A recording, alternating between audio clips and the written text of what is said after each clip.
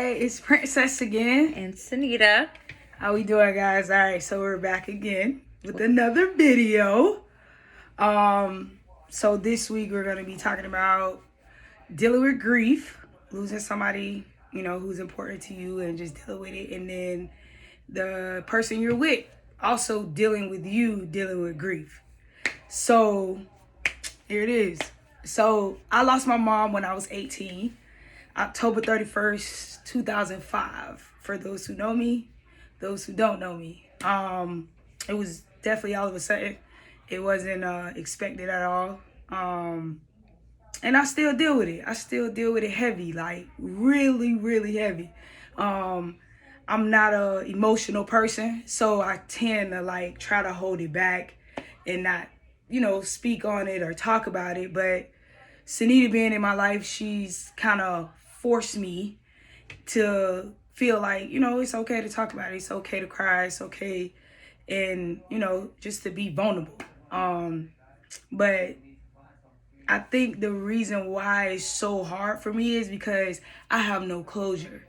And when I say I have no closure, I've dealt with abandonment issues from my mom. I'm not going to go, in too deep with that. But, I felt like, I don't know. I just dealt with abandonment issues. You felt like I just felt like at some point, she didn't want us. She didn't want us when we were kids, and as I get older, it comes back as that's not the case.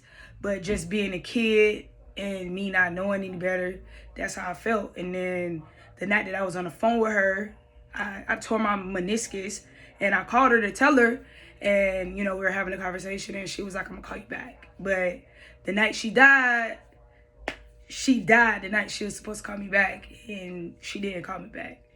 And for a long time, I blamed myself because just from when my mom had epilepsy. So from her dealing with it from jump, it was hard for us. Like we watched her have seizures.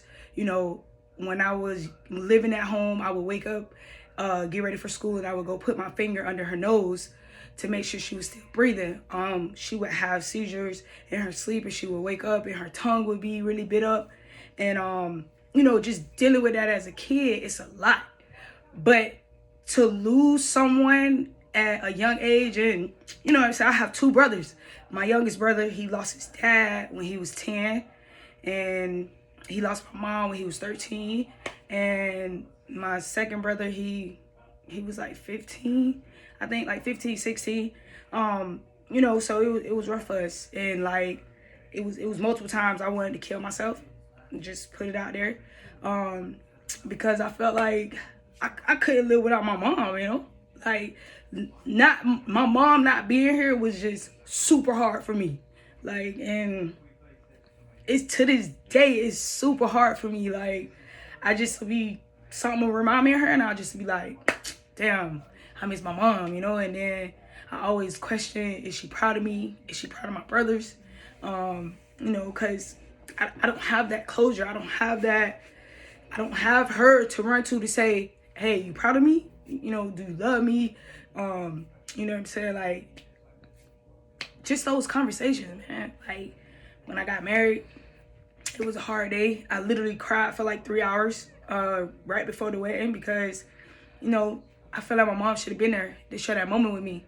But, people always be like, they're there in spirit or whatever. But I don't know. It's just really hard. It's just really hard. And I know people say it gets easier. It definitely doesn't get easier.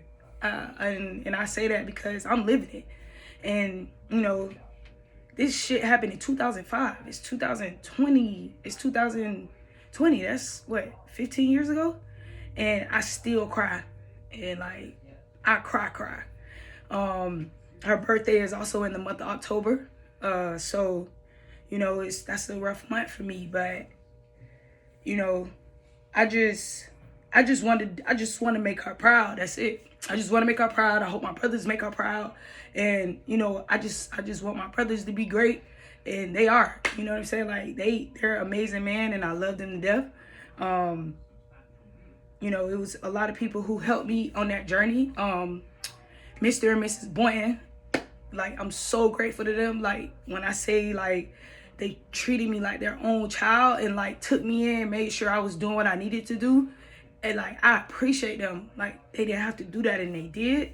You know, my Aunt Blondie, she stepped up. She took the role of not took the role of our mom, but she definitely filled that slot for my little brothers and me if I needed her, you know what I'm saying? So it was a trial, and it's still a trial. It's still hard, and you know what I'm saying, with Sunita being here, it definitely helps me a lot because I feel I could come to her and, you know, talk to her about it. So I feel like with her dealing with the loss of her mom, like it being unexpected, that plays a major part in like her healing process. Like she says, she doesn't have closures. She had issues that she wanted to talk to her mom about that she didn't get a chance to because it was so unexpected. But I believe in a grieving process, and anything, in order to heal from something, I feel like you need to talk about it. Dealing with it internally doesn't give you the opportunity to heal. And I feel like Princess, she does have a tendency of bottling things up, and I think anybody does. A lot of people are not comfortable, you know, talking about losing the loss of someone, and especially when it's unexpected. So I feel I try to push her and motivate her to talk about it. Talk to me about it, you know, talk to anyone about it. If you want to go to counseling, just talk about it, and, you know, find things that'll work for you and that'll work for your healing process and taking that step. Because it is hard. It's hard living without your mom and losing her unexpectedly. It's hard. It's hard when you don't have that parent to fall back on, or that parent that you want there all the time, but you can't call, you know. And, you know, I have my parents, you know, and I feel bad, you know, because she sees the relationship. Thank God that she has that kind of relationship with my parents. Like, you know, they're close too.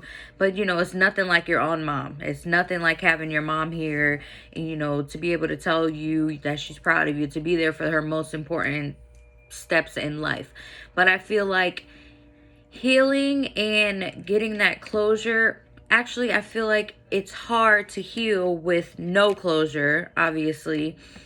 So it's like, how do you heal when you're not getting the closure that you need? How do you find that closure? How do you, you know, take that healing upon yourself? How do you fight through it yourself without getting any closure? Because, you know, a lot of us heal through things with, there was a post that I reposted this week saying, learn to heal without the closure, or without getting the sorry, or without that, you know, learn to heal yourself without that type of closure that you need.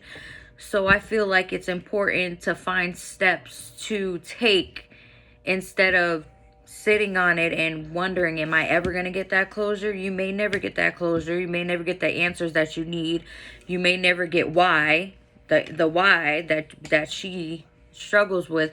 You may never get that, but it is important to find things that help you heal, like counseling, any writing down, journaling, you know, taking that time out of a day to just sit and reflect, you know, finding the things that are going to help you move forward from this point.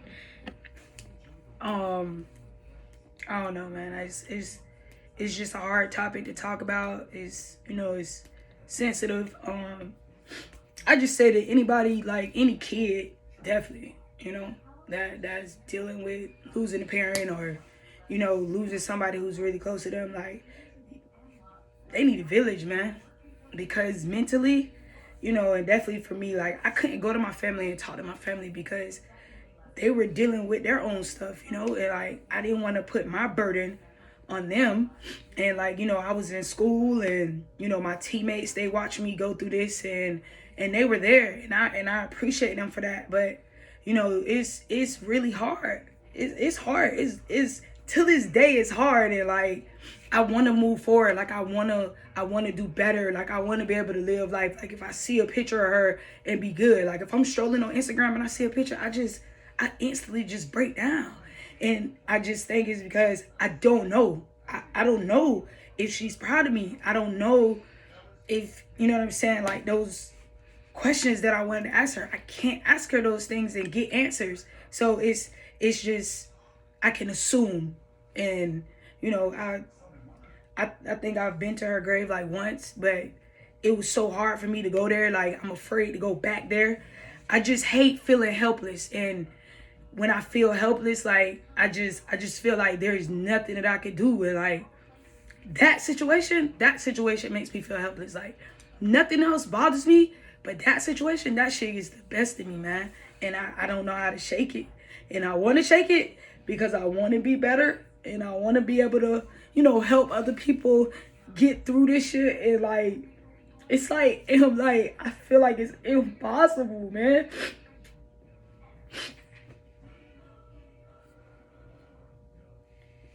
Like, I feel like I'm never gonna get over this shit. And I want to, because I don't want to be like this forever. Like, I hate being like this. But I just say, if you got a partner and your partner there and your partner want to listen and help you, let them help you, man. Yeah. Don't shut down. Like, go see a counselor. It helps. It'll help you. Not crazy. Like, you definitely have to talk about it. And like, this is my first time ever talking about this in public, bro. I don't talk about this shit at all. But because I know I need healing, and I know it's other people out there that need healing too. So, you know, hopefully this video can help you, like, talk about it, man. Don't hold that shit in, because it'll break you. People be like, you know, that shit don't bother them, whatever. That shit'll break you. It'll break you at night. It'll break you when you alone.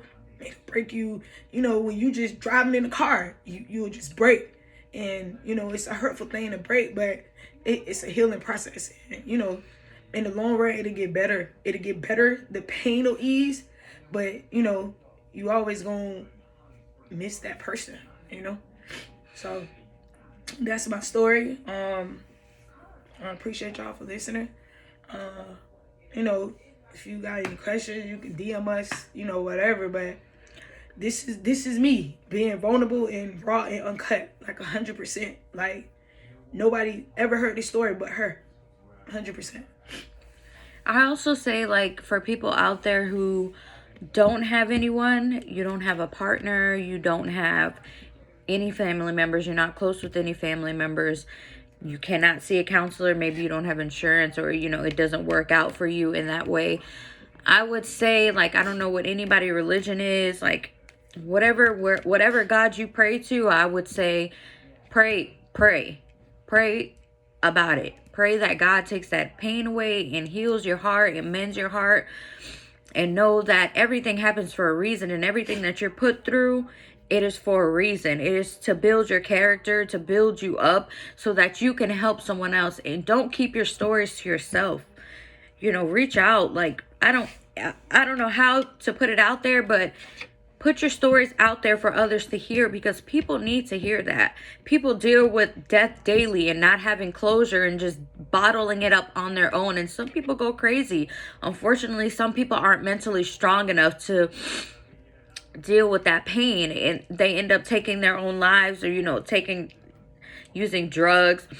You know, I have a family member that dealt with a lot of loss, and unfortunately he took the wrong road. And for me, it was just like, I would have never imagined this person taking this choice in life. But some people don't know how to deal and don't know how to cope, but they don't want to seek help. Don't ever feel like you're weak if you need to seek help, or if you need a shoulder to cry on, or if you need to cry in general. I don't ever want anyone to feel that you're weak-minded or you're not strong enough to deal with it.